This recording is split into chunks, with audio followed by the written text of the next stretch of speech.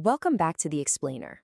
Today, we are diving into something that is absolutely essential for any Python programmer, bringing some serious order to your code. We're going to talk about how you can go from one giant messy script to a clean, reusable, and really powerful project structure.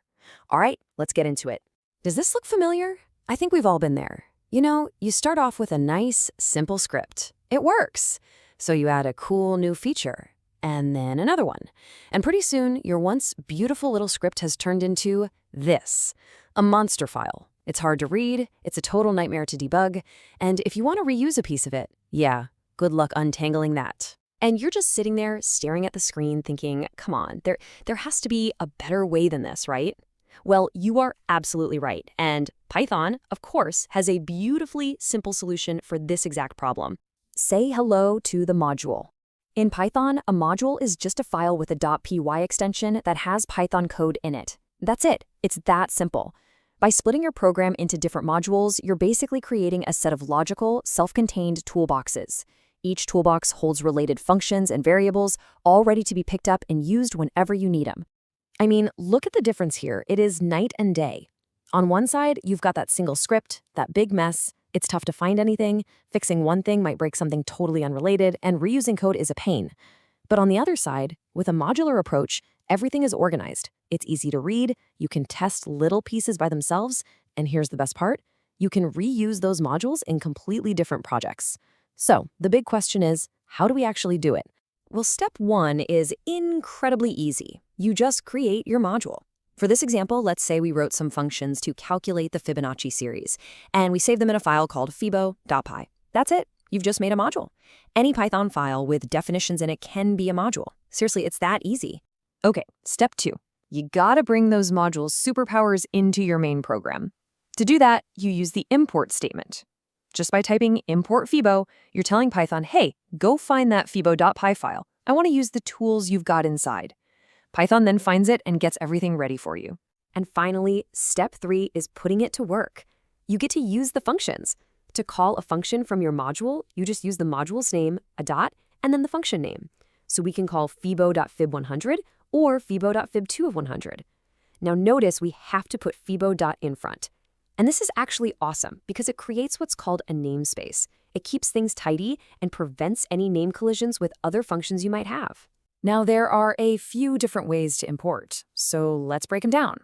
The standard import fibo is usually the best. It's super clear and keeps everything organized. But if you know you only need one specific function, you can do from fibo import fib. That lets you just call fib directly. If you have a really long module name, you can create a shorter nickname for it using as. And then there's the wild one, from fibo import star. Quick word of warning, this one pulls everything from the module into your current file. It can get really confusing, so you probably want to avoid this one in any serious project. Okay, so modules are great for organizing files. That's clear.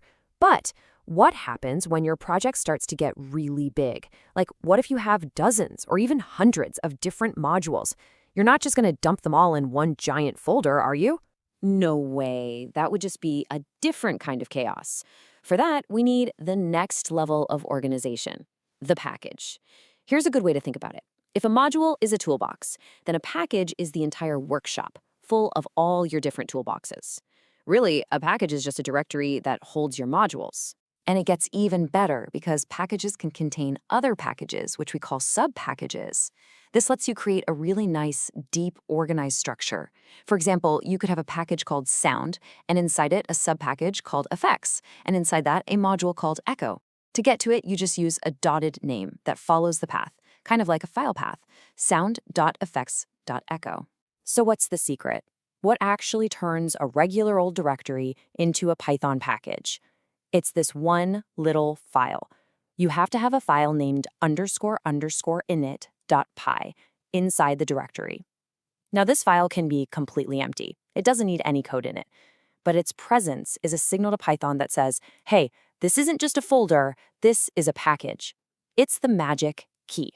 And here's a little pro tip for you. If you ever import a module and you're not quite sure what's inside it, you can use the built-in dir function. If we run dir on our Fibo module, it'll give us a list of all the names it contains, including our functions fib and fib2.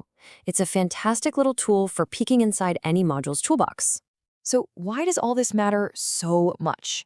Because this whole system of modules and packages, it's how the entire Python standard library is built. When you learn how to import, you're not just organizing your own code. You are unlocking a massive universe of powerful pre-built tools. Need to mess with files on your computer? Import OS.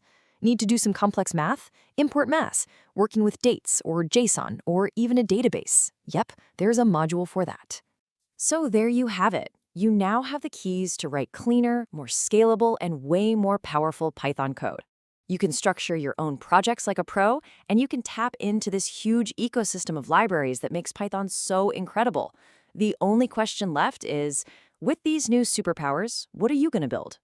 And that's our explainer on Python modules and packages. We hope that cleared things up. We'll be back soon to break down another important topic. Hey, if this explainer helped you out, do us a favor and hit that like button. And make sure you subscribe so you don't miss the next one. It really helps us keep making these for you. And for more awesome in-depth tutorials on Python and a whole bunch of other programming languages, you should definitely go check out plus2net.com. Thanks for watching, and we'll see you in the next explainer.